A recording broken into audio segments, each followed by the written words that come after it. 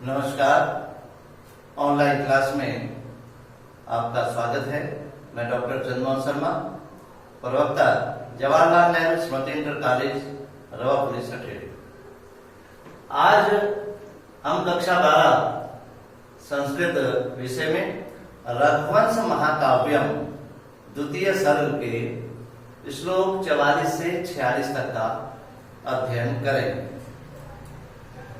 आज के शिक्षण बिंदु हैं पूर्व ज्ञान, हिंदी एवं संस्कृत भाषा में संदर्भ, श्लोकों का सस्वर वाचन, श्लोकों का अन्वय, शब्दार्थ, हिंदी एवं संस्कृत में व्याख्या, काव्य सौंदर्य, अति लघुत्तरीय प्रश्न और अभ्यास कार्य।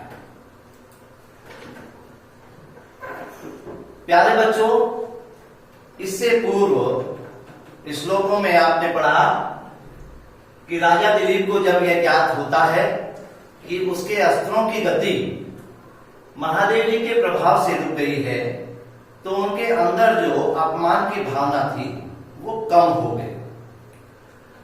बाण चलाने में असमर्थ राजा दिलीप सिंह से कहते हैं कि मेरी चेष्टा व्यर्थ हो गई है, इसलिए जो मैं बात कहना चाहता हूं उस पर तुम्हें हंसी तो अवश्य आएगी, लेकिन फिर भी आप सभी जीवों के हृदय की अंदर की बातों को जानते हो, इसलिए मैं अपनी बात अवश्य कहूंगा। यहां तक आपने पढ़ा। इस श्लोकों को पढ़ाने से पहले उनका जो संदर्भ है वो इस प्रकार लिखेंगे कि प्रस्तुत श्लोक कवि कुलगुरु महाकवि कालिदास द्वारा विरचित रघुवंश महाकाव्यम के द्वितीय सर्ग से अवतरित है या लिया गया है। संस्कृत व्याख्या करते समय जब संदर्भ देंगे तो यह प्रस्तुत श्लोक कवि कुलगुरु कालिदास विरचित रघुवंश महाकाव्यस्य द्वितीय सर्गात् अवतरितः अस्ति। अब इस श्लोक पढ़ने में जो है बाण चलाने में निष्फल राजा दिलीप सिंह से कहते हैं, क्या कहते हैं इसका मैं सस्वर वाचन करूंगा, आप इसे ध्यानपूर्वक सुनें। मान्यास्य मे स्थावर जंगमानां सर्गस्थिति प्रत्यवहार हेतु गुरोर्पीदं धर्महिताग्ने नश्यत् पुरस्तादनुपेक्षणीयम्। ये श्लोक का अन्वय हम इस प्रकार से करेंगे। स्थावर जंगमानां सर्व स्थिति प्रत्यवहार हेतु स मे पान्यः पुरस्तात् नश्यति आहिताग्नेः गुरो इदं धनमपि अनुपेक्षणीयम्। स्थावर जंगमानां, स्थावर कहते हैं चर अचर, जड़ चेतन। चर अचर यानी कि जड़ और चेतन सर्व स्थिति षष्ठी विभक्ति है। स्थावर जंगमानां जड़ चेतन का या चराचरों का, चर और अचर अर्थात चराचरों का की सर्व स्थिति, सर्व कहते हैं सृष्टि, स्थिति पालन, प्रत्यवहार अर्थात विनाश, की सृष्टि पालन और विनाश के जो हेतु हैं, कारण हैं। से कौन यहां आया शिव जी के, तो वह शिव जी जो जड़ चेतना सभी प्राणियों के, चराचर जो जगत है इसकी सृष्टि, स्थिति और विनाश के कारण है, करने वाले हैं। ऐसे से का तात्पर्य यहां पर भगवान शिव जी में मेरे मान्य है, मेरे भी पूज्य हैं। पुरस्तात् नश्यति आहिताग्ने,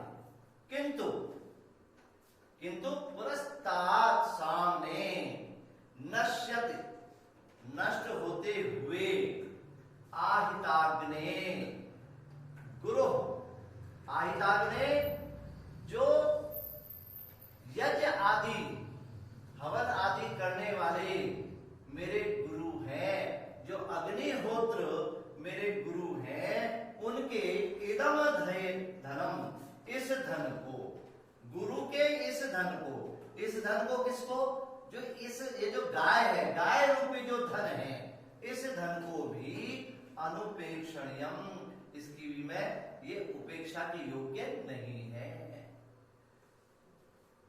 तो ये कि स्थावर जंगमानाम सर्व स्थिति प्रत्यवहार हेतु समय मान्य, चराचर जगत की सृष्टि स्थिति और विनाश के कारक वह शिव जी मेरे पूज्य हैं, लेकिन अपने अग्निहोत्र हवन करने वाले गुरु जी की इस गाय रूपी धन को भी सामने नष्ट होते हुए मैं नहीं देख सकता, कि सामने नष्ट होते हुए गुरु का ये जो धन भी है ये उपेक्षा के योग्य नहीं है। ये शब्दार्थ जो मैंने अभी आपको बताया है, ये आपकी सुविधा के लिए मैंने यहाँ पर दिए हैं, इसको आप देखेंगे बाद में। हिंदी व्याख्या आप इस प्रकार से स्पष्ट कर सकते हैं कि राजा दिलीप सिंह से कहता है कि जड़ और चेतन अर्थात इस चराचर जगत की रचना करने वाले, नाश करने वाले, वह पालन करने वाले, वह भगवान महादेव जी, शिव जी मेरे पूज्य हैं। तथापि अग्निहोत्र करने वाले गुरु वशिष्ठ जी का अपने सामने नष्ट होता हुआ यह गो रूपी धन भी उपेक्षा करने योग्य नहीं है, मैं इसकी उपेक्षा नहीं कर सकता, अर्थात मुझे इसकी भी रक्षा करनी चाहिए।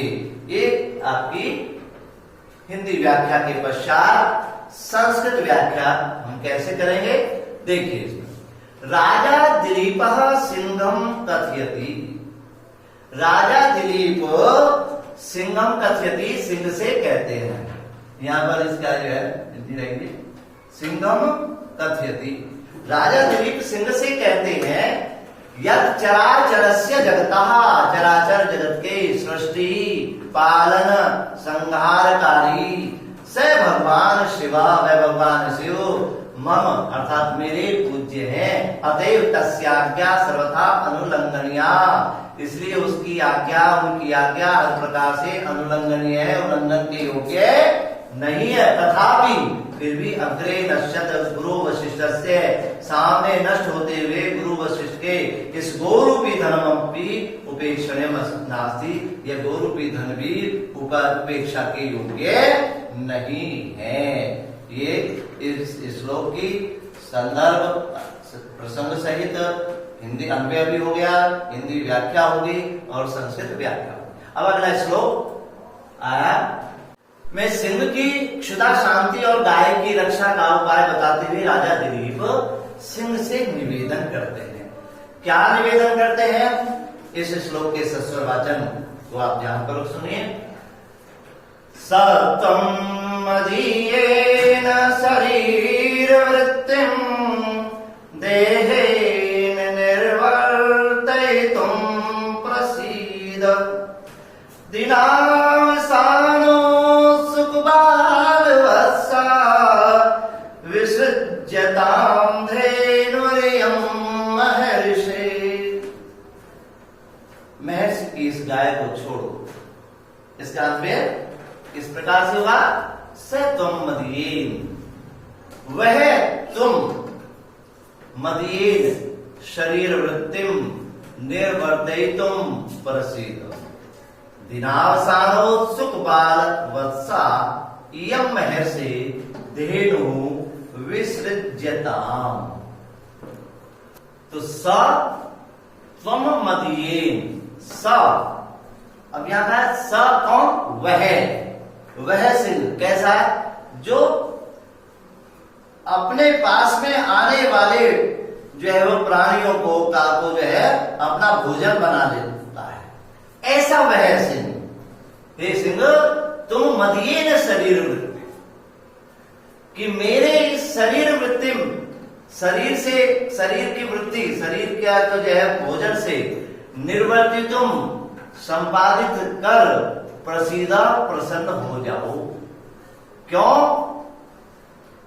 दिनावसानो सुख बाल वत्सा, दिनावसान, दिन अवसान, दिन की समाप्ति पर अर्थात संध्या के समय उत्सुक बाल वत्सा, जिसका बच्चा, जिसका छोटा बछड़ा उत्सुक हो रहा है कि संध्या समय हो गई है और उसका छोटा जो बछड़ा है जो अभी दूध पीता है वह इंतजार कर रहा है, प्रतीक्षा कर रहा है कि मेरी मां अब आएगी।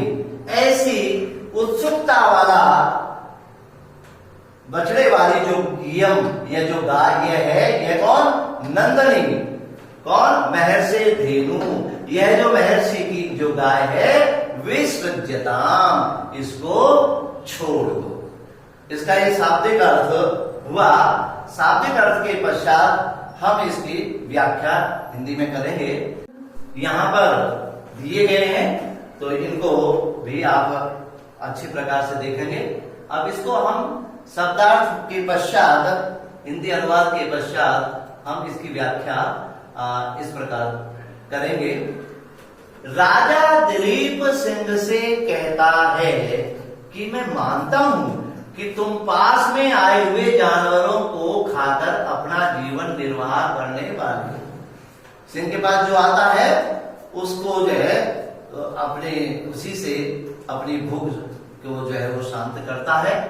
तो और यह गाय तुम्हारे पास आ गई है और यह तुम्हारा भोजन हो सकती है, लेकिन मेरा आपसे निवेदन है कि मेरी देह से अपनी भूख शांत करने की कृपा करें। पर सीधा आया है वहां, कृपा करें तथा इस गाय को छोड़ दें, क्योंकि आश्रम में बना हुआ भूखा प्यासा इसका छोटा बछड़ा उत्सुक हो रहा होगा कि मेरी मां आ रही है। राजा के कहने का तात्पर्य है कि मुझे तो गाय के बदले खा लो और गाय को छोड़ दो, क्योंकि उसका बच्चा दिन भर के बाद अपनी माता को देखने के लिए उत्सुक हो रहा होगा, उत्सुक होगा। ये आपकी हिंदी। अब हम संस्कृत व्याख्या इसकी किस प्रकार से करेंगे देखो। स, वहां पर से आया था, वह सिंह। सिंह कैसा है? अंकागत सप्तवृत्ति। वहां पर हिंदी लिखा था हमने, जो पास में आए हुए को वृत्ति के आए हुए से भोजन की वृत्ति करने वाला, कि अंकागत सप्तवृत्ति, कि पास में आए हुए प्राणियों से भोजन करने वाला, भोजन से प्राणियों से अपनी भूख शांत करने वाला, वह तुम हे सिंह, तुम कैसे हो? कि अंकागत सप्तवृत्ति। ऐसे तुम मदीयेन शरीरे, मेरे शरीर से क्षुधा शांतिम कृत्वा, भूख शांत करके मई प्रसीद, मुझ पर प्रसन्न हुई। इमाम धेनु मुंच, और इस गाय को मुंच छोड़ दो। यतः, क्योंकि सायंकाले आश्रमे अस्या बुभुक्षितः बालवत्सः एनम प्रतीक्षते। संध्या के समय आश्रम में इसका भूखा, बुभुक्षिता भूखा बालवत्सा छोटा बछड़ा एनाम प्रतीक्षते, इसकी प्रतीक्षा कर रहा है। अब हम इसके पश्चात तीसरा श्लोक। राजा दिलीप जब सिंह के सामने यह प्रस्ताव रखता है कि गाय के बदले मेरे शरीर से अपनी भूख शांत कर लो और महर्षि की इस गाय को छोड़ दो, जो अभी अभी इससे पूरे श्लोक में पढ़ा है, तब सिंह राजा को उत्तर देने के लिए प्रस्तुत होता है। यही इस श्लोक में बताया। पहले हम इसका सस्वर वाचन करें। अथांतकारं गिरिगह्वराणां दंष्ट्रामयूखैः सकलानि कुर्वन् भूयास भूतेश्वर पार्श्ववर्ती किंचिद विहस्यार्थपतिं बभासे। अब इसके पश्चात हम इसका अन्वय करेंगे। अथ भूतेश्वर पार्श्ववर्ती स गिरि गह्वराणाम अंधकारम दंष्ट्रामयूखैः सकलानि कुर्वन् किंचित विहस्य अर्थपतिं भूया बभाषे। अब हम इसका एक एक शब्द का अर्थ देखेंगे, ध्यानपूर्वक देखेंगे। अथ इसके पश्चात, तत्पश्चात भूतेश्वर पार्श्ववर्ती। यहां भूतेश्वर, भूतेश्वर का तात्पर्य भूतानाम ईश्वर। भूत का तात्पर्य प्राणी होता है, जो प्राणियों के स्वामी हैं। पार्श्ववर्ती, उसके पास रहने वाला अर्थात अनुचर। यहां भूतेश्वर भगवान शिव जी के लिए है कि शिव जी के अनुचर स वह, स सिंह, वह सिंह, महादेव का अनुचर वह सिंह, गिरि गह्वराणाम, गिरि गह्वर, जो पर्वत की गह्वर कहते गुफा, पर्वत के गुफाओं के गुफा में अंधकारम, अंधकार को, दंष्ट्रामयूखैः, दंष्ट्र कहते हैं मजबूत जो दांत है, यानी कि दाढ़ जिसको कह सकते हैं आप, कि दाढ़ की मयूख किरणों से, दाढ़ की जो किरणें मतलब इतनी चमक थी, उसकी जो किरणें जो अत्यधिक चमक रहे थे, उनकी किरणों से शकलानि कुर्वन, शकलानि कहते हैं टुकड़े टुकड़े, खंड खंड, कुर्वन करते हुए, किंचित थोड़ा सा, विहस्य, विहस और ल्यप धातु, हंस करके, हसित्वा, अर्थपतिम, अर्थपतिम, उस अर्थपति से, अर्थपति का मतलब होता है राजा, उस राजा से भूया बभासे, पुनः बोला। ये जो कथन है सिंह का राजा के प्रति है। अब कहना क्या, वो केवल इसमें ये बताया वो कह रहा है, कहने के लिए प्रस्तुत हुआ है। तो अब इसका हमने अर्थ हो गया कि भूतेश्वर पार्श्ववर्ती, कि भगवान शिव के अनुचर हे वह सिंह गिरि भूया, अर्थपति से बोला, वह सिंह भूतेश्वर के आज अनुचर वह सिंह राजा से बोला। जब वो बोला था तो कैसे, गिरि गह्वराणाम, पर्वत की गुफाओं के अंधकार को अपने दाढ़ों की किरणों से टुकड़े टुकड़े करते हुए कुछ हंस करके राजा से बोला। अब इसका शब्दार्थ जो मैंने आपको बताए हैं वो यहां पर भी दिए हैं, इनको भी का भी आप अवलोकन करें। और इसके पश्चात जब आप व्याख्या लिखेंगे इसको, तो आप इस प्रकार से लिखेंगे। भूतों के स्वामी अर्थात शिव जी का अनुचर वह सिंह गाय के लिए अपने शरीर का त्याग करने के लिए तैयार उस राजा को देखकर कुछ मुस्कुराते हुए पुनः कहने लगा। उसने राजा से वो कहने लगा, हंसते हुए, कुछ मुस्कुराते हुए, कुटिल मुस्कान। लेकिन जब मैं बोल रहा था, उसके बोलते समय उसके दांतों से उत्पन्न होने वाली चमक ने पर्वत की गुफाओं के संपूर्ण अंधकार को छिन्न भिन्न कर दिया। जब मैं बोल रहा था ना, तो उसके जब मुंह खुलता था तो उसके जो दांत थे उसकी चमक इतनी थी कि वो गुफा का जो अंधकार था वह उसको छिन्न भिन्न कर रहा था, उसने उसको समाप्त कर दिया था। ऐसे उस सिंह ने राजा से कहा।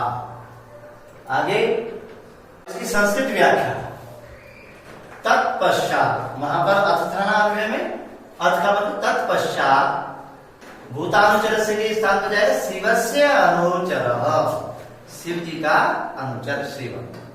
सह सिंह, उस सिंह ने दिलीपम पुनः उक्तवान, दिलीप से कहा, क्या कहा?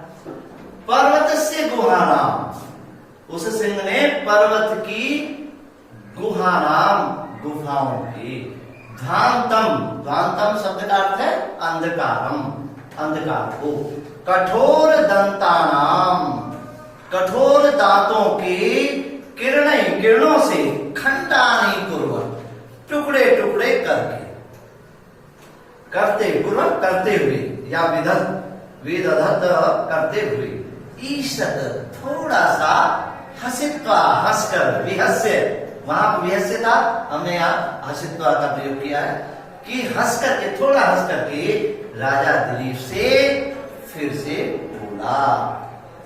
ये आपका हिंदी में, ये 3 श्लोकों का संदर्भ प्रसंग सहित व्याख्या, उनका अन्वय से आपको बताया। अब इसमें इन श्लोकों में जो काव्य सौंदर्य की दृष्टि से तीनों ही श्लोकों में उपजाति छंद का प्रयोग हुआ है। आपको पहले भी बताया था कि इंद्र वज्रा और उपेंद्र वज्रा, इन दोनों को मिलाकर के उपजाति छंद बनता है, जो इन तीनों श्लोकों में है। अब प्यारे बच्चों, जो हमने तीनों श्लोकों को पढ़ा है, इन तीनों श्लोकों के आधार पर कुछ प्रश्न तैयार किए हैं, क्योंकि आपकी परीक्षा में भी वस्तुनिष्ठ या अति लघुत्तरीय प्रश्नों के रूप में आया करते हैं। तो अब आप देखिए, जैसे पहला प्रश्न बन सकता है, समृद्ध चेष्टा को अभवत, समृद्ध चेष्टा कौन हो गया? जिसकी चेष्टाएं, जिसकी रुक गई थी, अवरुद्ध हो गई थी, ऐसा कौन हो गया था? मैं है दिलीप, राजा दिलीप, नृपः दिलीप, राजा दिलीप की चेष्टाएं रुक गई थी, उसके हाथ चिपक गए थे। जब उस पर आक्रमण करना चाहा तो उसके जो हाथ बाण से ही चिपक गए। दूसरा प्रश्न है, दिनावसानो सुख बालवत्सा, आया ना कि धेनु, महर्षि धेनु की इस गाय को छोड़ दो, जो जैसी है, दिनावसानो सुख बालवत्सा, कि दिनावसाने उत्सुक बालवत्सः, उत्सुकः बालवत्सः यस्याः सा, उत्सुक है बालक वत्स, बालक बछड़ा, छोटा बछड़ा जिसका, ऐसी वह कौन सी? नंदिनी। धेनु भी लिख सकते हैं, नंदिनी भी लिख सकते हैं। तीसरा प्रश्न है, महादेवस्य अनुचर कै आसीत्, महादेव का अनुचर कौन था? भूतानुचरस्य ससिंह, आया ना ऊपर पढ़ाया अभी, तो भूतानुचरस्य या महादेव, ये भी पूछ सकते हैं कि भूतानुचरस्य अनुचर कै आसीत्, महादेवस्य अनुचर कै आसीत्, या यह भी पूछा जा सकता है शिवस्य अनुचर क आसीत्। तो अस्मिन्, इसमें क्या आएगा? सिंह, वह सिंह, मृगेंद्र सिंह आसीत्। आगे प्रश्न है, सिंह विहस्य कम अरोचत, सिंह हंसकर से किससे बोला? किससे बोला? राजा ना, नृपम, दिलीपम भी आ सकता है इसका उत्तर। आप नोट कर सकते हैं कि नृपम भी आ सकता है, राजा दिलीपम भी आ सकता है, या राजानम भी आ सकता है। प्रश्न 5, स त्वं मदीयेन शरीर वृत्तिं देहे निर्वर्तयितुं प्रसीद इति कस्य कम प्रतियुक्ति। पिछले श्लोक में आया था कि स्वतम मदीयेन शरीर वृत्तिं, तुम मेरे इस शरीर से, मेरे अपने जो है देह से अपनी भूख शांत कर लो, करके प्रसीदा प्रसन्न हो जाओ। ऐसा किसने कहा था? अरे राजा ने तो कहा था। किसकी उक्ति है ये? तो नृपस्य उक्ति, दिलीपस्य उक्ति। और किसके प्रति? कम प्रति उक्ति, सिंहम प्रति। ऐसा प्रश्न पूछा जा सकता है। तो यह इति कस्य उक्ति? दिलीपस्य उक्ति या नृपस्य उक्ति, ये भी लिख सकते हैं। और कम प्रति उक्ति सिंहम प्रति, सिंह के प्रति उक्ति है। तो इसमें भी हम दो प्रश्न के द्वारा, दो प्रश्नों के रूप में भी इसको पूछ सकते हैं। तो इसके उत्तर दिलीपस्य सिंहम प्रति उक्ति। छठा है सिंह गिरि गह्वराणाम अंधकारम कई शकरानी आह। सिंह ने पर्वत की गुफाओं के अंधकार को कई, उसको टुकड़े टुकड़े कर दिया था ना, वो जो टुकड़े कर दिए थे, नष्ट कर दिया था अंधकार को। काहे से? कई, किसके द्वारा? किसके द्वारा किया? दंष्ट्रा मयूखै, दांतों की जो किरणें थी, उसकी जो दांत जब मुंह खोलता था तो दाढ़ उसकी इतनी चमकदार थी, इतनी तेज था, उन पर चमक थी कि वो जो गुफा का जो अंधकार था वो दूर हो गया। तो यह आएगा उत्तर इसका दंष्ट्रा मयूखै। समझ में आएगा? बच्चों आज का जो आपका अभ्यास कार्य होगा, पूर्व की तरह श्लोक जो आपको पढ़ाए हैं, इन तीनों की संदर्भ और प्रसंग सहित हिंदी व्याख्या और संदर्भ सहित संस्कृत व्याख्या आपको अपनी पुस्तिका में लिखना ही है। लिखने तो आपको शब्दार्थ भी चाहिए, इनका अन्वय भी लिखना है, अन्वय करके ही आप व्याख्या करेंगे। तीसरा है श्लोक प्रश्नोत्तर अपनी पुस्तिका में लिखें, जो आपको प्रश्न है। अगर और भी प्रश्न बन सकते हैं उनको भी करिए। श्लोकों का सस्वर वाचन आप करते रहिए।